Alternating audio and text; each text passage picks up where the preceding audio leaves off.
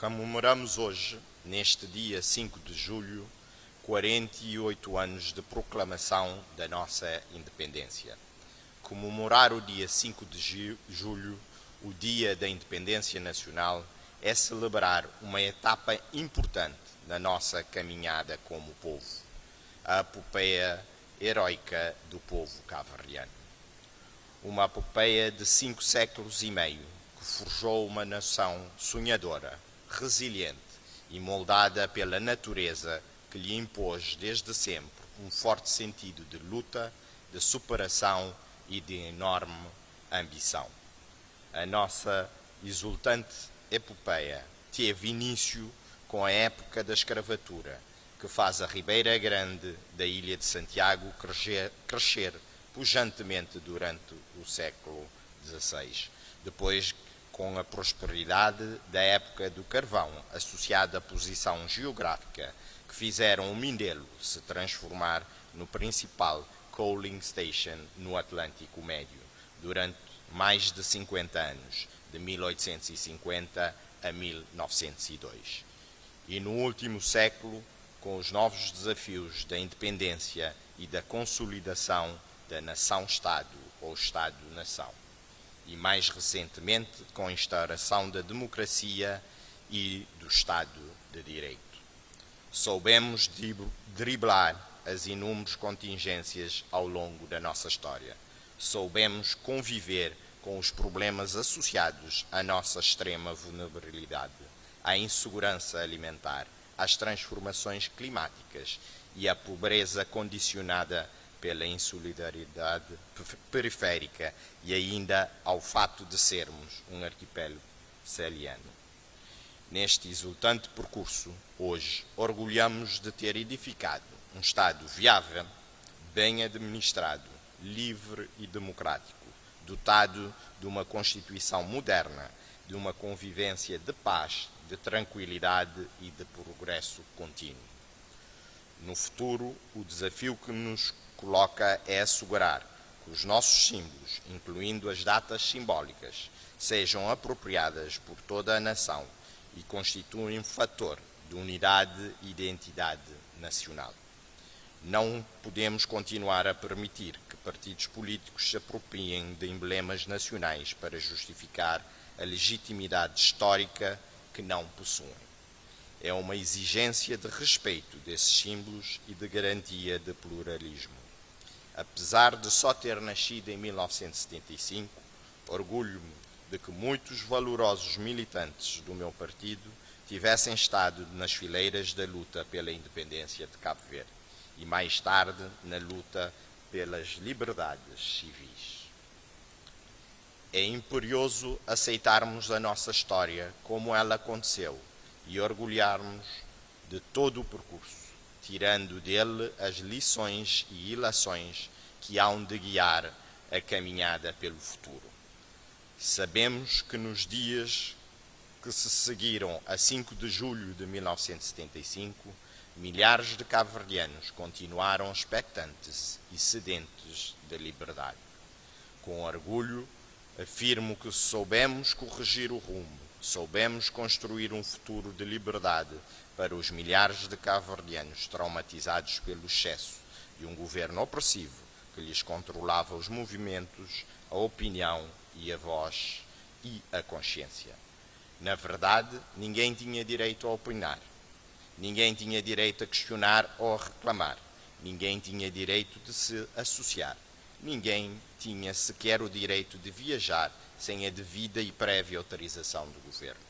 O controle do cidadão era exercido através de uma polícia política doutrinada, zelosa e omnipresente, ao serviço do partido no poder. Hoje, temos de ser capazes de reconciliar a nação e construir um imaginário nacional próprio no qual as datas nacionais serão dias de júbilo e de abraços celebrados por todos os cabo-verdianos, no país e na diáspora, sem diferenças partidárias, filosóficas, religiosas, de género ou de raça. O 5 de julho é de todos nós, assim como são 13 de janeiro, 1 de maio ou o 20 de janeiro. Minhas senhoras e meus senhores, a conquista da independência não foi uma dádiva, foi uma aspiração e vitória do povo cabo-verdiano, fruto e luz de uma secular caminhada para o desenvolvimento, a democracia e a liberdade. Gerações distintas de cabo-verdianos e cabo-verdianas, pessoas anónimas, poetas e prosadores, jornalistas, políticos, intelectuais, entre outros, lutaram e ajudaram a construir, pedra sobre pedra, arduamente a tornar possível o sonho de um dia sermos um povo independente. Mulheres e homens como Eugênio Tavares, Pedro Cardoso, José Lopes, Baltazar Lopes da Silva, Leitão da Graça, Teixeira de Sousa, Amílcar Cabral, entre outros tantos, entram no rol dos que, em diversos momentos da nossa história comum de reflexão, lançaram as sementes a partir do berço da nossa nacionalidade ou do berço do caldeirão da nossa miscigenação cultural, que o sonho da nossa independência se tornasse realidade.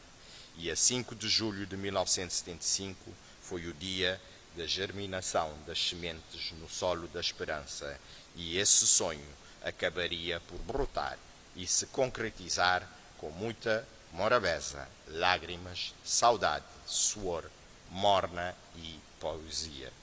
Valeu a pena sonhar. Senhor Presidente da República, Senhor Presidente da Assembleia, discute-se hoje algumas soluções possíveis para tornar as democracias mais inclusivas e funcionais perante as ameaças dos populistas e autocratas para reformar a democracia, pelo menos se ela for entendida unicamente como democracia política ou democracia eleitoral. É a nossa percepção que a popularidade do populismo, passa a redundância, vem da insatisfação de muitos cidadãos com o funcionamento do sistema. O populismo, caminho aberto para regimes mais ou menos autoritários, floresce um pouco por todo o lado, na Europa, nas Américas e no continente africano. No fundo, a solução para reconciliar os cidadãos com as democracias terá sempre de passar por duas vias complementares. Por um lado, permitir maior participação das pessoas, por outro, criar instituições fortes que assegurem que os políticos atuem de forma transparente e governem para o bem comum. O governo, chefiado por Ulisses Correia e Silva, está a fazer uma grande reforma na criação e no reforço das instituições reguladoras e fiscalizadoras credíveis que promovam a transparência governamental e que interage com o accountability no setor público contra a corrupção. Garantir que a administração pública seja isenta e imparcial, independente dos partidos. Esta missão e visão tem a ver com a qualidade das instituições e processos de decisões que estão a montante e a jusante dessas ações. Se tivesse de escolher uma prioridade política para Cabo Verde, seria esta, que nos colocará como um dos países pioneiros do continente africano e mais competitivo à escala global. Há alguns sinais de populismo entre nós, passe a expressão. Hoje, a noção de que ser democrático é saber conviver com todas as ideias e que todos os eleitos merecem o mesmo respeito está fundamentalmente errado. Há propostas e atitudes políticas que vão contra a Declaração Universal dos Direitos Humanos e não é o facto de haver quem nelas vote que as torne aceitáveis. Ser democrático numa sociedade aberta é combatê-las, não fazer de conta que são iguais às outras. Os combates políticos fazem-se pela ação e pelo debate de ideias e a tomada legítima da governação ocorre nas urnas, em paz, pela vontade do povo, através da soma das vontades de cada cabo-verdiano residente e na diáspora, devendo o resultado ser respeitado por todos. A relação do poder com a verdade define uma democracia. É frequente que muitos prefiram ignorar a verdade, mas ela está sempre lá, quer a vejamos ou não, quer a escolhamos ou não. O custo da mentira acabará por ser pago. Hoje temos a plena consciência de que as notícias falsas se divulgam mais rapidamente do que as verdadeiras, porque têm todos os ingredientes para o conseguir, armadilhadas com a diabolização, a desinformação e fake news a tentarem fazer escola entre nós. Convém realçar que um dos aspectos mais correlacionados com o sucesso das fake news é a perda de credibilidade dos mídias tradicionais. E sabemos o quão imperioso é defender os mídias tradicionais que constituem o quarto poder. Eles conhecem ou deviam conhecer as regras, estudarem a deontologia e sabem comparar fontes alternativas. Nessa história da oposição a tentar sistematicamente fragilizar a nossa democracia, permita-me citar um dos mais importantes filósofos do século XX, Karl Popper. A tentativa de trazer o céu para a terra invariavelmente produz o inferno. Não é possível discutir racionalmente com alguém que prefere matar-nos a ser convencido pelos nossos argumentos. A ciência será sempre uma busca e jamais uma descoberta. É uma viagem, nunca uma chegada. Acrescentava, em nome do grupo parlamentar do MPD, que a política será sempre uma busca e jamais uma descoberta. É, assim, uma longa viagem, nunca uma chegada. Senhor Presidente da República, Senhor Presidente da Assembleia, vivemos tempos difíceis, mas também desafiantes e com elevado grau de incertezas, em que as crises se acumulam em catadupla: a climática, a pandémica, a geopolítica, que potencialmente podem desencadear em outras novas crises, como a financeira, que já nos bateu a porta. O mundo está perante uma grande crise, particularmente a crise provocada pela invasão da Rússia à Ucrânia, que provocou a inflação e a insegurança alimentar, sem precedentes, com consequências à escala planetária.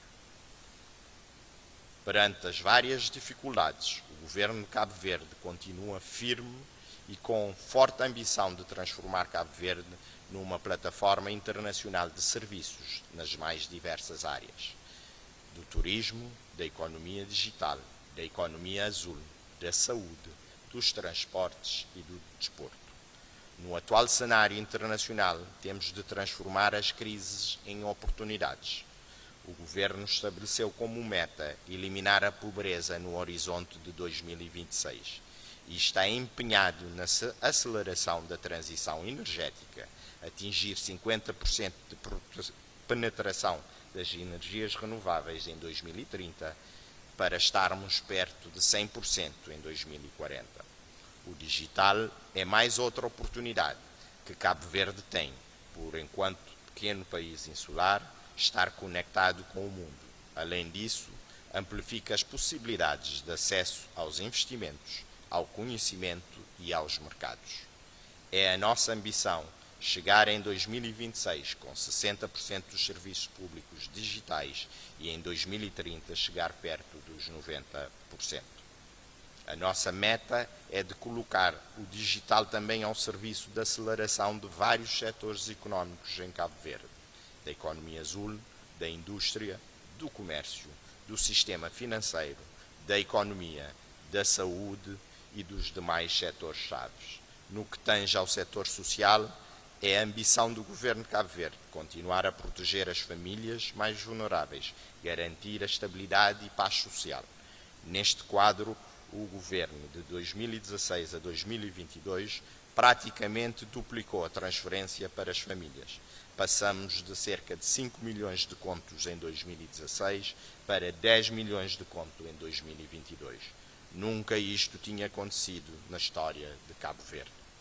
Em 5 anos, duplicamos a dimensão do Estado Social em Cabo Verde. Com o Orçamento de Estado para 2023, o Governo vai continuar focado nas famílias mais vulneráveis, pobres e nos mais afetados pelas várias crises que enfrentamos nos últimos anos.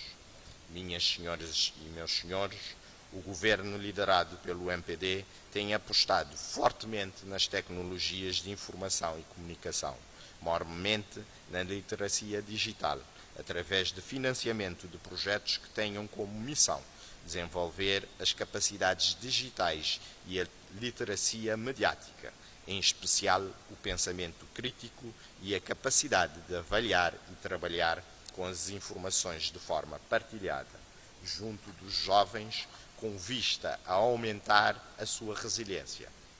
A desinformação nas redes sociais, as fake news e as musculadas propagandas enganosas, bem assim a sua capacidade de participar ativamente na sociedade do conhecimento. Acreditamos que a juventude é e será o grande impulsionador para o desenvolvimento sustentável no futuro próximo, na apropriação das novas tecnologias e na inteligência artificial, como ferramentas ao serviço do desenvolvimento na aldeia global. Outro sim, estamos a trabalhar afincadamente para munir a nossa juventude de conhecimento, deep learning, da inteligência artificial, com o intuito de lançá-los no mercado internacional, acompanhando sempre o progresso tecnológico e a formar especialistas em software de Cabo Verde para o mundo, no sentido de se competirem à escala global, onde as fronteiras físicas deixarão de ser amarras. Termino com a frase do presidente Obama: não viramos as costas nem vacilamos.